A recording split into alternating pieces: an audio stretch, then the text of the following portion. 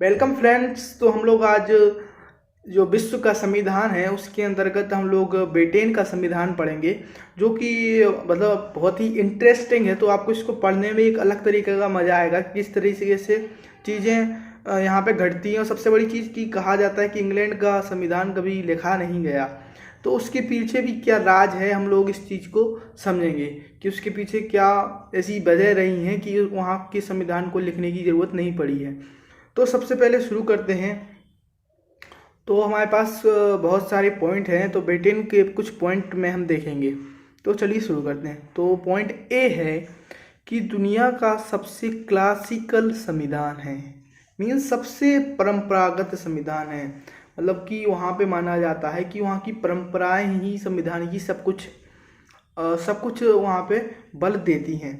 और सबसे सेकंड है कि धर्म अधिकारी हैं को संसद में लाया जा सकता है। मतलब कि वहाँ का संविधान धर्मनिरपेक्ष नहीं, पंथ निरपेक्ष है। पंथ निरपेक्ष होते हुए भी वहाँ पे धर्म जो अधिकारी है उनको संसद में लाया जा सकता है। पॉइंट सी हम देखेंगे कि जहाँ संसद के पास सभी पावर हैं लेकिन जनता सब कुछ कर सकती है। मतलब कि संसद के पास संसद के पास सबसे ज़्यादा स्ट्रॉन्ग पावर है, लेकिन फिर भी वहाँ की जनता वहाँ वो जो भी चाहे वो कर सकती है। और सबसे बड़ी बात, वहाँ की जनता जागरूक भी है। पॉइंट डी है सबसे ज़्यादा लोकतांत्रिक। तो वहाँ वह देश सबसे ज़्यादा लोकतांत्रिक माना जाता है, फिर भी वहाँ राजा रानी का शासन होते हुए भी वहाँ पे लोकतांत्रिकता स्थापित है। और परंपरा पर आधार पर संविधान है। तो यहाँ पे लिखा हुआ है कि ब्रिटेन के संविधान निर्माण के लिए कभी भी संविधान सभा का गठन नहीं किया गया। ब्रिटेन में जो जैसे भारत में है, यहाँ पे एक संविधान सभा बनी, फिर यहाँ पे गठन हुआ, लेकिन वहाँ पे कोई संविधान सभा की जरूरत नहीं पड़ी। डायरेक्ट उन लोग मतलब कुछ धीरे धीरे ऐसा प्रोसीजर बनता गया कि वहाँ पे संविधान अपने आप एक तरीका ले लिया वहाँ पे परंपराओं ने, कि उसी को लोग संविधान की तरह ट्रीट करने लगे। तो ऐतिहासिक घटनाक्रम के द्वारा संविधान का विकास हुआ है।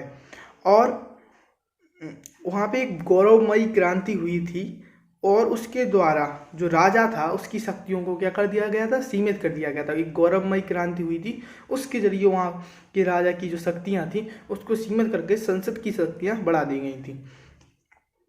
तो तथा ब्रिटेन की महारानी शासन की संवैधानिक प्रधान है। वहाँ पे जो ब्रिटेन की महारानी है वो वहाँ पे संवैधानिक प्रधान है। यह भी बात वहाँ पे लिखी नहीं गई है, यह भी परंपरा के आधार पर है। महारानी के द्वारा संसद निर्मित विधियों पर वीटो नहीं किया जा सकता। मतलब कि अगर संसद कोई भी नियम बनाती है तो महारानी उस पर वीटो नहीं कर सकती है। और क्या है, यहाँ पे प्रधानमंत्री मंत्रिमंडल की अध्यक्षता करता है, और यह भी परंपरा है। यही भी कहीं लिखित नहीं है कि प्रधानमंत्री मंत्रिमंडल की अध्यक्षता करेगा। और परंपराओं का इतना ज़्यादा महत्व है कि इसका उल्लंघन कोई भी नहीं कर सकता। वहाँ की परंपराएं इतनी मतलब ताकतवर है कि वहाँ पे कोई उल्लंघन नहीं कर सकता। और सबसे बड़ी बात की लॉर्ड सभा के द्वारा 1949 में जब परंपराओं का उल्लंघन हुआ तो फिर गड़बड़ हो गई। फिर जब लॉर्ड सभा की शक्तियाँ उसके बाद सीमित कर दी गई। तो वहाँ पे दो सभाएं होती हैं, जैसे कि एक लॉर्ड सभा होती है और एक कॉमन सभा होती है।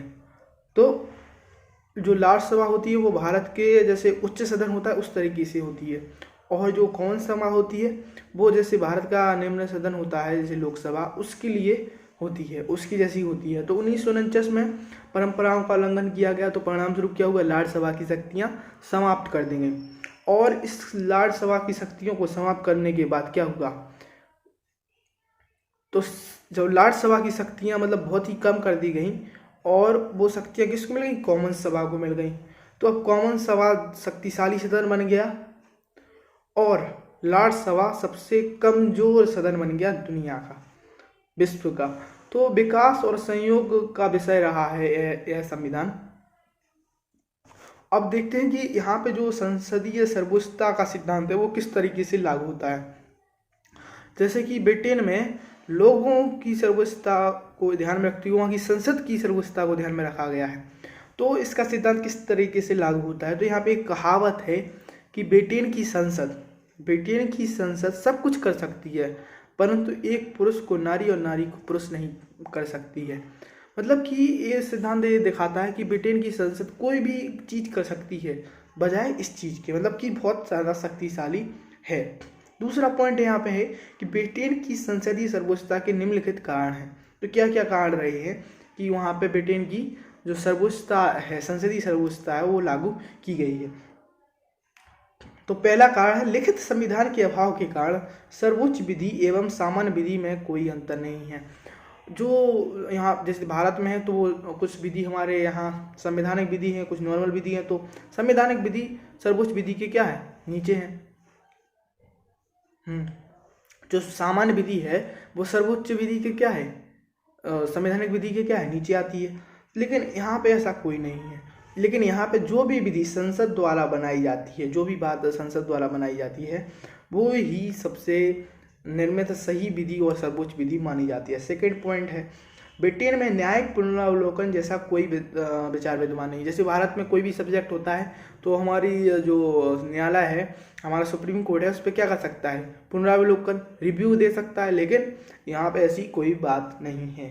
तो ये यहाँ पे एक अलग चीज़ देखने को मिलती है हमारे इंडिया के डिफरेंस के आधार पर। हम लोग कभी कभार आ सकता है कि इंडिया के कॉन्स्टिट्यूशन और इंडिया के जो संसद प्रणाली है और इंग्लैंड की संसद प्रणाली है वो किस प्रकार से डिफरेंस रखते हैं। तो ये चीज़ें हमें देखने को आ सकती हैं। और नेक्स्ट है कि ब्रिटेन का संविधान लिखित नहीं है, जिसमें मूल अधिकार का प्रावधान भी नहीं है। देखो ब्रिटेन में लोग इतने जागरूक थे कि वहाँ पे मूल अधिकार के प्रावधान को देने की आवश्यकता नहीं समझी गई, क्योंकि वहाँ पे लोगों को पता है स्वयं अपने अपने अधिकार, और वो सबसे आगे रहा ही है वैसे इस चीज़ में। और लेकिन भारत में ऐसी चीज़ थी क्योंकि लोगों को अपने मूल अधिकार पता नहीं थे, और यहाँ पे मूल अधिकार का जल्दी हनन हो सकता था, इसलिए यहाँ पे ऐसा किया गया कि यहाँ पे मूल अधिकार लिखे गए, वहाँ पर नहीं लिखे गए, और वहाँ पे ज़रूरत भी नहीं पड़ी। ब्रिटेन का शासन एकात्मक है, जबकि भारत का शासन स्वरूप संघात्मक है। मतलब भारत में राज्य और केंद्र दो चीज़ें आती है, लेकिन वहाँ पे सिर्फ एक ही चीज़, एकात्मक शासन के द्वारा ही वहाँ पे चीज़ें चलती हैं। मतलब भारत में शक्ति का क्या है, डिवीजन है, वहाँ पे शक्तियों का डिवीजन इस तरह से नहीं है। ठीक है। व्यवहारिक रूप से संसदीय संप्रभुता का विचार जनता की संप्रभुता का विचार है, जो कि व्यवहारिक रूप से कहा जाता है कि संसदीय जो संप्रभुता उसको बनाए रखा है, उसका मेन उद्देश्य यही है कि जनता की जो संप्रभुता है उसको बना के रखा जा सके। जो जनता की संप्रभुता है, क्योंकि वो डायरेक्ट रिलेटेड है किससे, संसद की संप्रभुता से। इन दूसरे का एक दूसरे से क्या है, रिलेशन है, कोरिलेशन है। तो इस तरीके से चीज़ें देखने को मिलती हैं। क्योंकि ब्रिटेन वासियों को जनमत के कारण इंग्लैंड यूरोपीय जो चीज़ थी उससे अलग हो गया, यूरोपीय यूनियन। हाँ, तो क्या होगा कि ब्रिटेन में क्या होगा, ब्रेक्जिट को लेकर यूरोपीय यूनियन से एक जनमत संग्रह हुआ। तो जब जनमत संग्रह हुआ तो लोगों ने कहा कि आप यहाँ से मतलब हमें निकलना है, क्योंकि उससे ब्रिटेन के हित बाधित हो रहे थे, तो वो निकल गए, यूरोपीय यूनियन से अलग हो गया ब्रिटेन। तो वर्तमान में स्कॉटलैंड एंड वेल्स की पृथक विद्यमान विधानसभाओं का भी निर्माण हो चुका है। अभी वर्तमान में जो कुछ समय पहले स्कॉटलैंड एंड वेल्स जो विधानसभाएं उनका निर्माण हो चुका है। इसलिए एकात्मक शासन में भी वो लोग जो है विकेंद्रीकरण का विचार साथ में ला रहे हैं। और नेक्स्ट क्या है, ब्रिटेन एक ऐसा करिश्माई देश है, ऐसा अजूबा राष्ट्र है जहां शासन का प्रधान वंशानुगत है, परंतु वास्तविक शक्तियाँ किसके पास है, जनता के पास है। शासन का प्रधान कौन है, वंशानुगत, राजा का पुत्र, उसका पुत्र, लेकिन जो शक्तियां हैं वो जनता में ही विद्यमान है। इसलिए व्यवहारिक रूप से गणतंत्र देश माना गया है। और यहाँ पे हम बात करेंगे लॉर्ड सभा की। तो लॉर्ड सभा में क्या देखने को मिलता है, तो ब्रिटेन में लॉर्ड सभा सबसे शक्तिशाली सदन था, परंतु लोकतंत्र के साथ लॉर्ड सभा की शक्तियाँ कॉमन सभा को मिलती गई। जैसे जैसे वहाँ पे लोकतंत्र का प्रचार प्रसार हुआ, लोकतंत्र के रूप में लोगों ने जागरूकता ली, तो जो लॉर्ड सभा की शक्तियाँ थी वो कॉमन सभा ने छीन ली, और वर्तमान में लॉर्ड सभा विश्व का सबसे कमजोर सदन बन के उभरा, और जिसके पीछे निम्नलिखित कारण है। तो कारण पहला देखते हैं, इंग्लैंड में कॉमन सभा और लॉर्ड सभा के बीच संयुक्त बैठक का कोई प्रावधान नहीं है। मतलब कॉमन सभा और जैसे अपने यहाँ पे लोकसभा राज्यसभा का संयुक्त बैठक का प्रावधान है, इंग्लैंड में ऐसा कोई प्रावधान नहीं है। लॉर्ड सभा किसी सामान्य विधेयक को अधिकतम 1 वर्ष तक ही रोक सकती है, इससे ज़्यादा लॉर्ड सभा उसको नहीं रोक सकती है। भारत में तो जब तक लॉर्ड सभा मतलब जो उच्च सदन है वो पास नहीं करेगा तो वो बिल पास नहीं होता है,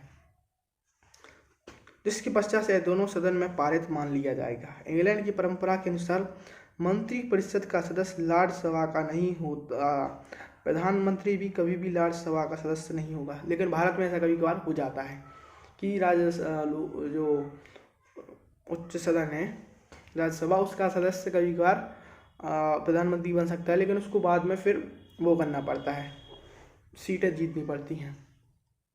तो लॉर्ड सभा की संरचना किस प्रकार है?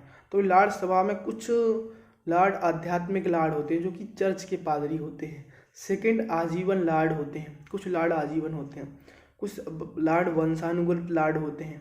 कुछ लॉर्ड विधि लॉर्ड होते हैं। तो 4 प्रकार के लॉर्ड होते हैं। लेकिन ब्रिटेन के शासन में निरंतर सुधार हुआ है, मतलब कि सुधार धीरे धीरे यहाँ पे देखने को मिलता है, और इसलिए लॉर्ड सभा में भी सुधार हो रहे हैं। उदाहरण, वंशानुगत लॉर्ड का प्रावधान समाप्त कर दिया गया। वंशानुगत लॉर्ड का जो प्रावधान है वो समाप्त कर दिया गया है, और विधि लॉर्ड को पृथक करके अलग उच्चतम न्यायालय बना दिया गया। जो विधि लॉर्ड था उसको अलग करके उच्चतम न्यायालय बना दिया गया है।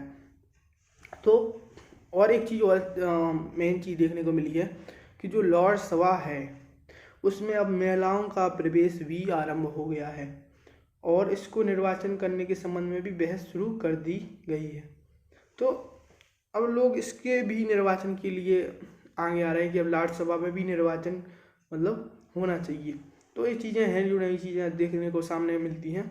स्पीकर के बारे में क्या कहेंगे? तो यहाँ पे बहुत ही इंटरेस्टिंग फैक्ट है कि इंग्लैंड की परंपरा अनुसार जो भी व्यक्ति एक बार स्पीकर बन जाए वो आजीवन स्पीकर रहता है।